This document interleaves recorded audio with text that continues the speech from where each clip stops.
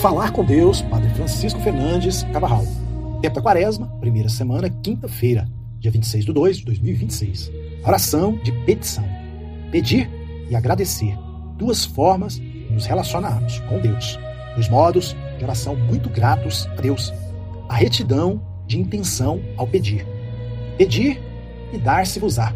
Buscai e achareis. Batei e abrir-se-vos-á. Mateus 7, de 7 a 12. Passamos uma boa parte da nossa vida pedindo coisas a pessoas que possuem mais ou que têm conhecimentos superiores aos nossos. Pedimos porque somos pessoas necessitadas e é, em muitas ocasiões, a única possibilidade de nos relacionarmos com os outros. Se nunca pedíssemos nada a ninguém, terminaríamos numa espécie de vazio ou de falsa e empobrecida autossuficiência. Pedir e dar. Nisso consiste a maior parte da nossa vida e do nosso ser. Ao pedir, reconhecemos-nos pessoas necessitadas. Ao dar, podemos tomar consciência da riqueza sem fim que Deus colocou no nosso coração. O mesmo acontece com respeito a Deus. Grande parte das nossas relações com Ele situam-se no âmbito da petição. As restantes, no do agradecimento. Ao pedir, manifestamos-nos a nossa radical insuficiência. Pedir torna-nos humildes. Além disso, é uma oportunidade que damos a Deus de mostrar-se Pai e de conhecermos assim o amor que Ele tem por nós. Quem, dentre vós, se o filho lhe pede pão, lhe dará uma pedra? Quanto mais vosso Pai Celestial dará coisas boas aos que lhe pedirem. Mateus 7, 9 e 11. Não pedimos por egoísmo, nem levados pela soberba, pela avareza ou pela inveja. Pedimos sim, como exemplo, um favor material. Devemos examinar, na presença de Deus, qual o verdadeiro motivo que nos leva a fazê-lo. Será necessário que perguntemos a Deus, na intimidade da nossa alma, se isso que lhe solicitamos nos ajudará a amá-lo mais e a realizar melhor a vontade de Deus. E em muitas ocasiões, perceberemos imediatamente que esse assunto, que nos parecia questão de vida ou morte, não tinha qualquer valor, ou, ao menos, não era tão importante.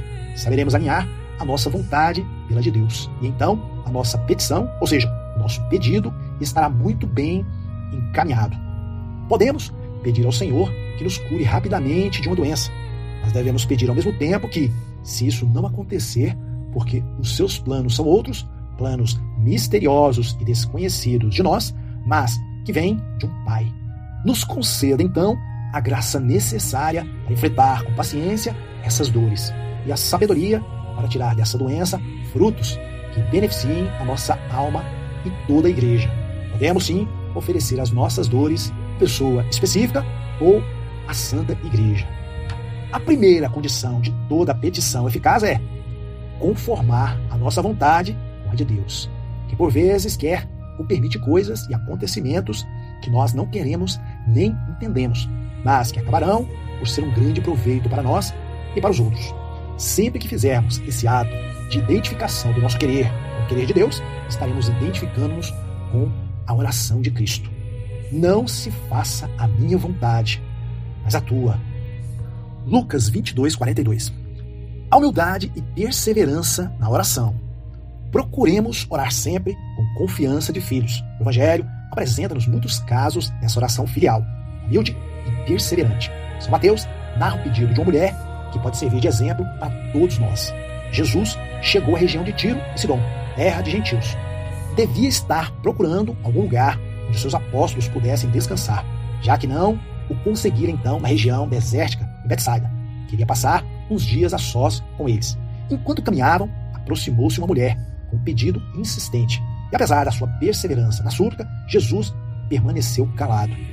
Jesus não lhe respondeu palavra alguma, diz o evangelista. Os discípulos pedem-lhe que a despeça, pois a sua insistência já começava a incomodar. Jesus pensa de outro modo. Passados uns minutos, quebra o seu silêncio e, enternecido pela humildade da pobre mulher, conversa com ela. Explica-lhe o plano divino da salvação. Não fui enviado senão as ovelhas perdidas da casa de Israel. Era o plano divino desde a eternidade. Jesus Cristo redimiria com a sua vida e a sua morte todos os homens, mas a evangelização começaria por Israel. Depois, os apóstolos de todos os tempos levar-se-iam até os confins da terra. Mas essa mulher cananeia, que certamente não compreendeu o que o Senhor lhe dizia, não desanimou diante da sua resposta. Mas ela veio prostrar-se diante dele e disse-lhe: Senhor, ajuda-me. Sabe o que quer e sabe que pode consegui-lo Jesus.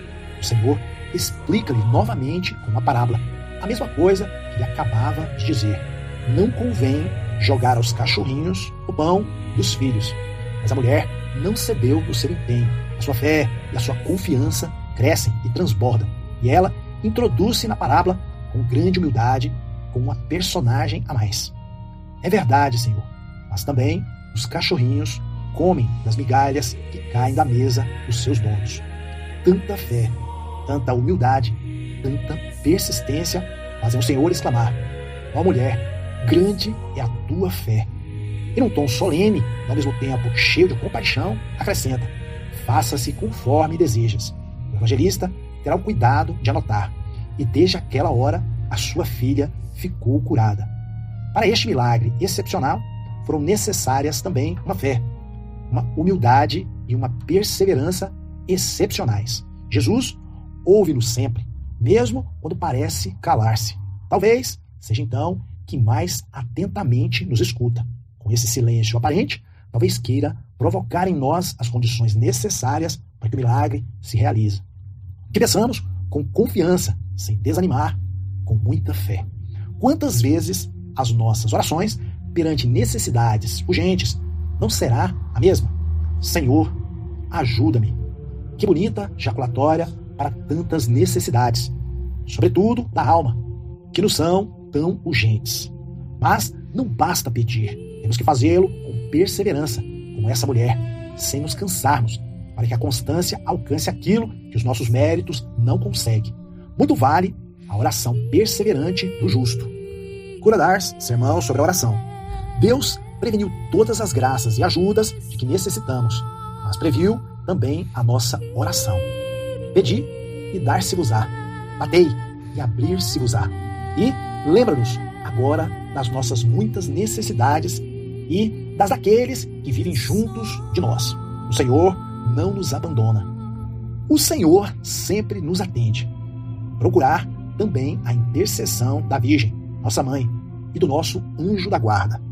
Existem inúmeros bens que o Senhor espera que lhe peçamos para que nos sejam concedidos. Bens espirituais e materiais, todos eles orientados para a nossa salvação e para o do próximo. Não concordais comigo em que, se não alcançarmos o que pedimos a Deus, é porque não oramos com fé, com um coração suficientemente puro, com uma confiança suficientemente grande, ou porque não perseveramos na oração como deveríamos. Deus jamais negou, nem negará nada aos que lhe pedem as suas graças de maneira devida. Se numa ou noutra ocasião não nos foi concedida alguma coisa que pedimos confiadamente, era porque não nos convinha. Vela pelo teu bem aquele que não te concede o que lhe pedes. Quando lhe pedes o que não te convém, Jesus sabe perfeitamente o que nos convém. Essa oração, que talvez tivéssemos feito com tanta insistência, foi com certeza eficaz para outros bens ou para outra ocasião mais necessária. O nosso Pai Deus encaminhou-a bem. Ele sempre dá mais do que pedimos. Sempre. Santa Teresa, Caminho de Perfeição, 37. Para que a nossa petição, ou seja, o nosso pedido, seja atendido com mais rapidez, podemos solicitar as orações de outras pessoas que estejam próximas de Deus, como fez o centurião de Cafarnaum. Enviou a Jesus alguns anciãos dos judeus para suplicar-lhe que viesse curar o seu criado. Estes amigos cumpriram bem a sua tarefa. Foram até o Senhor, rogaram-lhe com grande insistência que condescendesse. É uma pessoa, diziam-lhe, que merece que lhes faça esse favor. O Senhor atendeu o pedido. Em momentos como esse, pode ser útil lembrar-nos de que, depois da oração do sacerdote e das virgens consagradas, a oração mais grata a Deus é a das crianças e a dos doentes. E pediremos também ao nosso anjo da guarda que interceda por nós e apresente as nossas súplicas ao Senhor, pois o anjo particular de cada um de nós, ou seja, o nosso anjo da guarda, mesmo que sejamos dos mais insignificantes dentro da igreja, por estar contemplando sempre o rosto de Deus, que está nos céus, e vendo a divindade do nosso Criador. Une a sua oração à nossa e colabora na medida do que é possível em favor do que pedimos. Orígenes, Tratado sobre a Oração 10. Temos, por último, um caminho que a igreja sempre nos ensinou, para que as nossas orações cheguem à presença de Deus. Este caminho é a intercessão de Maria, Mãe de Deus e Mãe Nossa. A ela recorremos agora e sempre. Lembrai-vos, ó Piedosíssima Virgem Maria, de que nunca se ouviu dizer que algum daqueles que tivesse recorrido à vossa proteção, implorando a vossa assistência, reclamado o vosso socorro, fosse por vós desamparado. Animado eu, pois, de igual confiança, a vós, Virgem, entre todas singular, como a mãe, recorro-me. Ave Maria, cheia de graça, o Senhor é convosco. Bendita sois vós entre as mulheres, e bendito é o fruto do vosso ventre, Jesus. Santa Maria, Mãe de Deus, rogai por nós, pecadores, agora e na hora de nossa morte. Amém.